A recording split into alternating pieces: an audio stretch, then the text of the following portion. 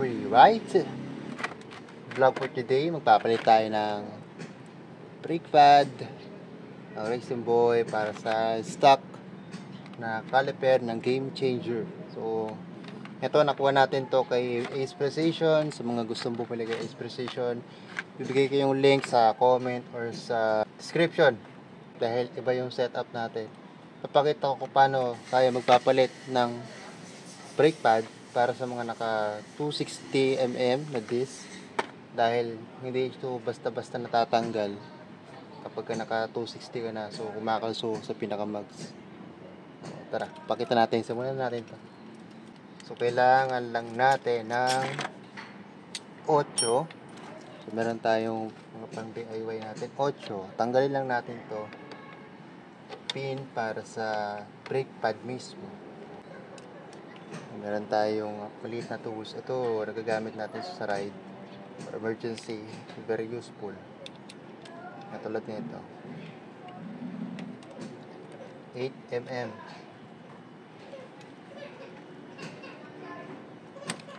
Ayan. Huwag na. So, pwede ko lang gamitin to. After natin matanggal itong pin, sungkatin na natin ng screwdriver yung pinaka brake pad, yung lumang brake pad. Pagka lumuwas-labas na rito, pwede nang hilahin yan. Yan, nahihila na. Ito na yung kabilang side. So kapag natanggal mo yung kabila, yung sa kabilang side, mas madali na tanggalin. And pwede na nating tanggalin yung mga bolts na yan. So yeah. Pit.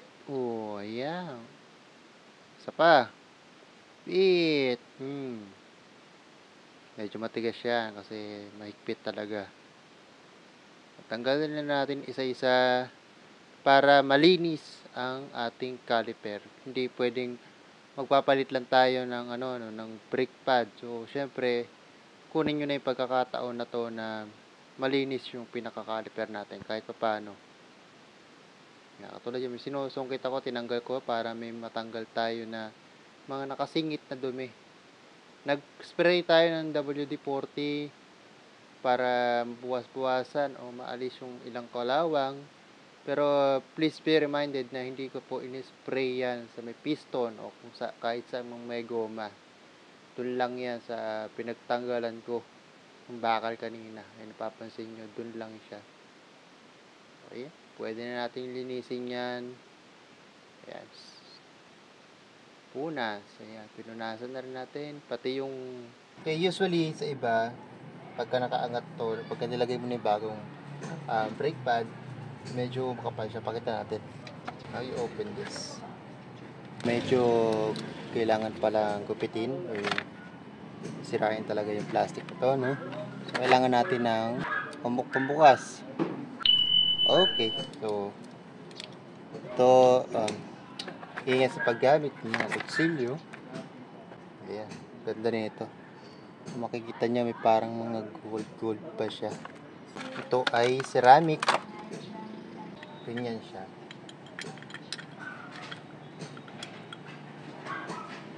Ito medyo nakabuka na eh. Pero sa iba, medyo konti yung buka. Ginagawa natin dyan. So, gamitin natin yung lumang brake pads. Kasi kakalsuhin natin ito eh. Ayan, lumang brake pad. Then flat screw. Ayan lang siya. O kaya dito. O kaya saan? Saan kayo mas nadadalian?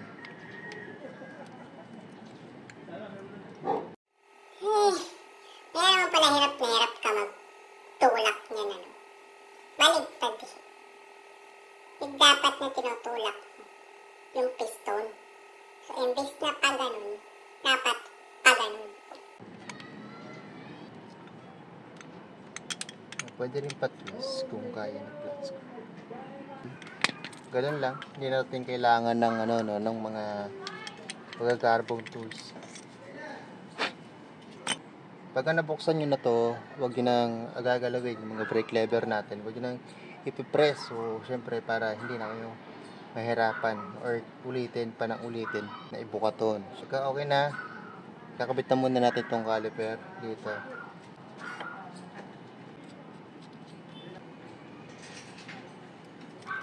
By the way, yung gamit natin bolts dito, parehas lang ng sukat nung si stock natin. Pero, kinaibahan niya, mas maiksi ng kalahati. Right, so kapag kinabit nyo yung mga tornilyo, huwag nyo munang iigpitan hanggat di nyo na ikakabit parehas.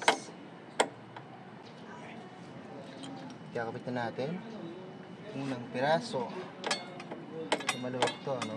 O, kasi paano yan dito, play pa. Una, then press down para mapit na, hindi siya balaglag. Then sa likod naman, yan. Alright. And then okay na parehas, suot natin yung pin lock.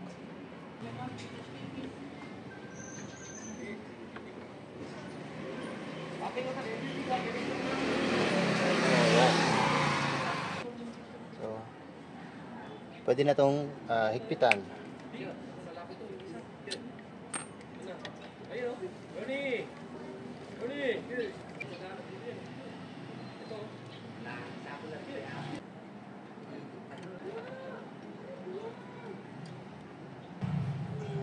Okay na. Sa mga nagtatanong tungkol sa ating JVT suspension na copy, dito hindi talaga to JVT suspension. So, ano lang yan, sticker. So, stock lang to talaga actually. Stock lang yan. Na pininturahan ko lang, nirepaint ko dahil nga nagbabakpak na rin yung kulay niya. And then, sticker. Ito, nakapaloob na yan sa pinaka-paint, sa clear paint. So, kaya ganyan ang nangyari. So, ayan. Yung video, bibigay ko yung link din. Panoorin nyo. Ito tayo sa may harapan sa pinaka-ating brake pump. So, sa una, kapag nagkabit ka ng malambot to, malalim. Sa unang piga mo.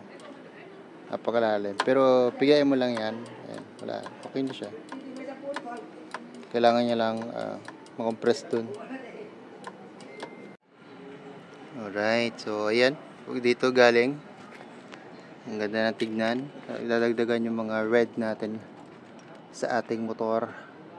So, that's the plan. So, maglalagay tayo ng mga konting accent ng pula sa motor natin na matte black. And dito gold. Yung last time, nakalagay dito is yung kulay gold. So, ayan.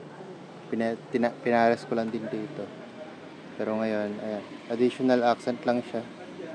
Accent lang, pero syempre, performance din yan. Racing boy yan. Racing boy. Shout out!